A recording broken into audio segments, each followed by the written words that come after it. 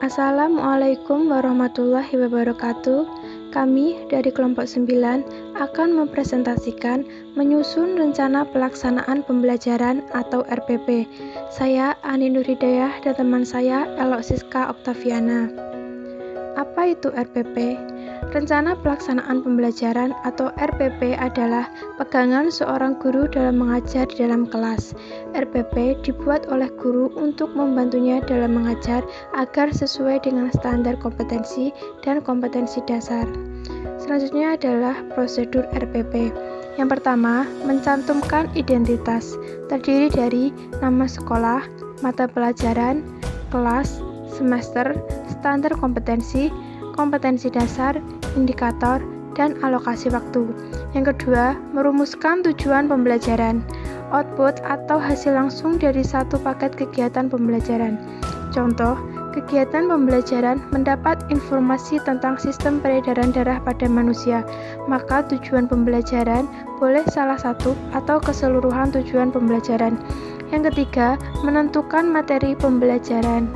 Untuk memudahkan penetapan materi pembelajaran, dapat diacu dari indikator. Yang keempat, menentukan metode pembelajaran. Metode dapat diartikan benar-benar sebagai metode, tetapi dapat pula diartikan sebagai model atau pendekatan pembelajaran, bergantung pada karakteristik pendekatan atau strategi yang dipilih. Selanjutnya adalah pengembangan media, alat, dan sumber pembelajaran. Yang pertama adalah media pembelajaran. Dalam media pembelajaran terdapat dua unsur yang terkandung, yaitu pesan atau bahan pengajaran yang akan disampaikan atau perangkat lunak, dan alat penampil atau perangkat keras. Yang kedua, alat pembelajaran.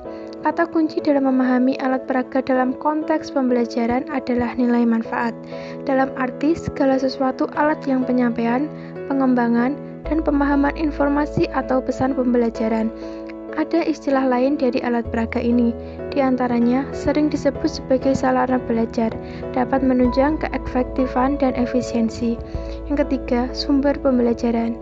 Guru merupakan sumber belajar yang utama, yaitu dengan segala kemampuan, wawasan keilmuan, keterampilan, dan pengetahuan yang luas, maka segala informasi pembelajaran dapat diperoleh dari guru tersebut.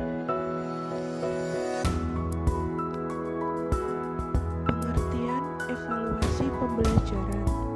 Evaluasi pembelajaran adalah keseluruhan kegiatan, baik berupa pengukuran maupun penilaian, pengolahan, penafsiran, dan pertimbangan untuk membuat keputusan tentang tingkat hasil belajar yang dicapai oleh siswa setelah melakukan kegiatan belajar dalam upaya mencapai tujuan pembelajaran yang telah ditetapkan.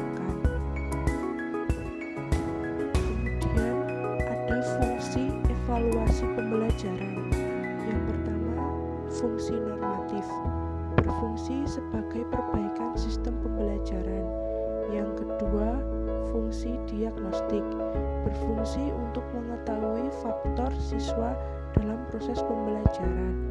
Yang ketiga, fungsi sumatif, berfungsi untuk mengetahui tingkat kemampuan peserta didik. Selanjutnya, ada prosedur pengembangan evaluasi pembelajaran. Yang pertama, perencanaan evaluasi. Hal ini dimaksudkan agar hasil yang diperoleh dapat lebih maksimal. Perencanaan ini penting, bahkan mempengaruhi prosedur evaluasi secara menyeluruh. Yang kedua, pelaksanaan evaluasi. Pelaksanaan evaluasi artinya bagaimana cara melaksanakan suatu evaluasi sesuai dengan perencanaan evaluasi. Yang ketiga, monitoring pelaksanaan evaluasi. Monitoring dilakukan untuk melihat apakah pelaksanaan evaluasi pembelajaran telah sesuai dengan perencanaan evaluasi yang telah ditetapkan atau belum, dengan tujuan untuk mencegah hal-hal negatif dan meningkatkan efisiensi pelaksanaan evaluasi. Yang keempat, pengolahan data. Mengolah data berarti mengubah wujud data sudah dikumpulkan dikumpulkan menjadi sebuah sajian data yang menarik dan bermakna. Yang kelima, pelaporan hasil evaluasi. Laporan kemajuan belajar peserta didik merupakan sarana komunikasi antara sekolah, peserta didik, dan orang tua dalam upaya mengembangkan dan menjaga hubungan kerjasama yang harmonis. Yang keenam, penggunaan hasil evaluasi. Salah satu penggunaan hasil evaluasi adalah laporan. Laporan yang dimaksudkan untuk memberikan feedback kepada semua pihak yang terlibat dalam pembelajaran, baik secara langsung maupun tidak langsung.